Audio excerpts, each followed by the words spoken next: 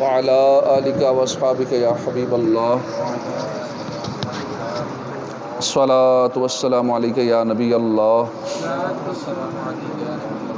وعلى آلك واصحابك يا نور الله.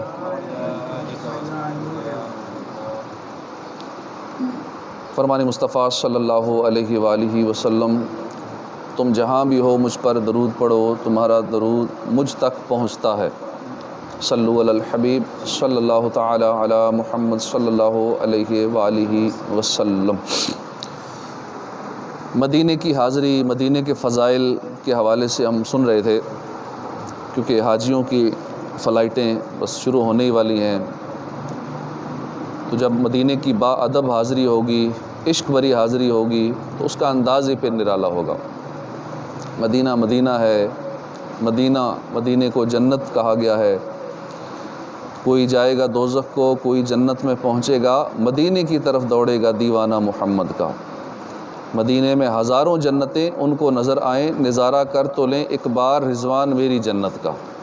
اب جنت کس چیز سے بنی ہے؟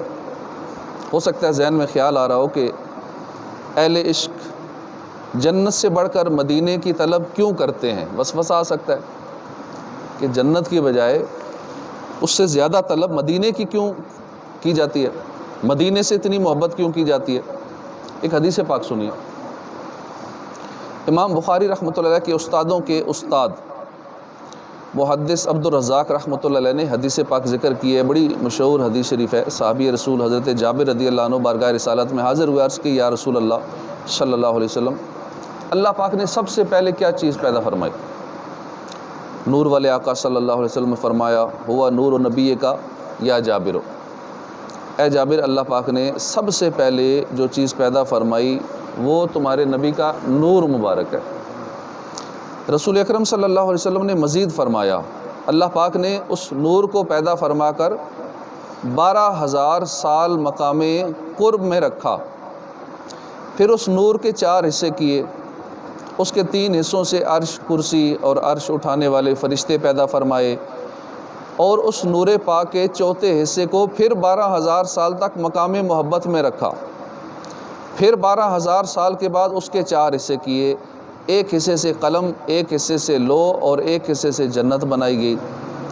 سبحان اللہ. غور فرمائیے کہ جنت جو مقام رحمت ہے، وہ جنت جس کا نیک لوگوں سے وعدہ کیا گیا ہے، وہ جنت جس کے قرآن و حدیث میں فضائل بیان ہوئے ہیں، وہ جنت جن کے نور کے ایک حصے سے بنی ہے، وہ جنت جن کے نور کے ایک حصے سے بنی ہے، وہ نور والے آقا پیارے مصطفیٰ صلی اللہ علیہ وسلم خود جس شہر پر نور میں تشریف فرما ہے اسے مدینہ کہا جاتا ہے. صد غیرت فردوس مدینے کی زمیں ہے، باعث یہی اس کا کہ تو اس کا مکین ہے. سیدی اعلیٰ حضرت لکھتے ہیں نا، اتنا عجب بلندی جنت پہ کس لیے دیکھا نہیں کہ بھیک یہ کس اونچے در کی ہے، کہ بھیک کس اونچے گھر کی ہے. یعنی جنت 7 آسمانوں سے اوپر ہے. جنت کی ایسے اونچائی اور بلند شان پر تعجب کرنے کی کوئی بات نہیں. کیا دیکھتے نہیں ہو کہ یہ کس اونچے گھر یعنی مالک جنت صاحب کوثر صلی اللہ علیہ وسلم کی عطا کردہ بھیک ہے. اس سے آگے اعلیٰ حضرت نے بہت کمال کی بات کہی ہے کہ جنت جو ہے یہ 7 آسمانوں سے اوپر ہے، اور جنت کی چھت عرش اعظم ہے. اب اعلیٰ حضرت کا خیال بے مثال دیکھیے. لکھتے ہیں عرش بری پہ کیوں نہ ہو فردوس کا دماغ، اتری ہوئی شبیہ تیرے بام و در کی ہے. یعنی جنت کی چھت جو عرش اعظم ہے، اس کو اس پہلو سے دیکھیے کہ گویا ناز اور فخر میں جنت کا دماغ عرش اعظم تک جا پہنچتا ہے. یہ ناز، یہ فخر کیوں ہے؟ اس لیے کہ آپ صلی اللہ علیہ وآلہ وسلم کے در و دیوار کی شبیہ یعنی تصویر ہے. اس لیے کہ جنت جو ہے آپ صلی اللہ علیہ وسلم کے در و دیوار کی شبیہ تصویر. تو مدینہ منورہ بہت بلند شان والا شہر ہے. اللہ پاک نے قرآن کریم میں کئی مقامات پر اس کا ذکر خیر فرمایا. مثلا قرآن پاک میں ایک مقام پر مدینہ منورہ کو مدخل صدق یعنی داخل ہونے کی سچی جگہ فرمایا. ایک مقام پر مدینہ منورہ کو دار الہجرت، ہجرت کا مقام فرمایا. دار الایمان، ایمان کا گھر فرمایا. ایک مقام پر حسنہ فرمایا یعنی خوبصورت کہا گیا۔ اسی طرح مدینہ پاک کی بہت پیاری عام فضیلت ہے، بڑی عام فضیلت ہے کہ رب کائنات نے قرآن کریم میں اسے ارض اللہ کی زمین فرمایا۔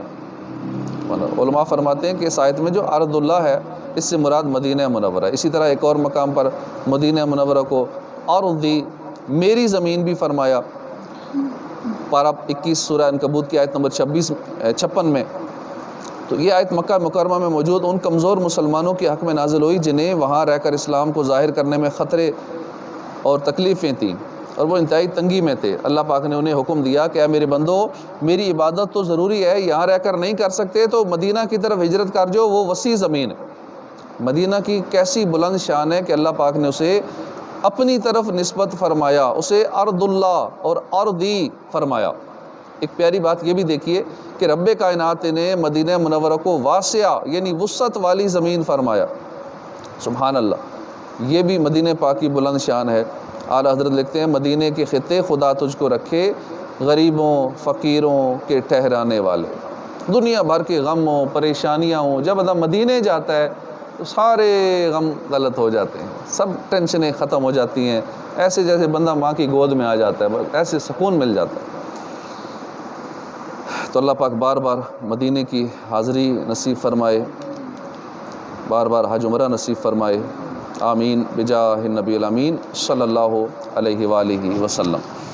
الحمدللہ رب العالمین۔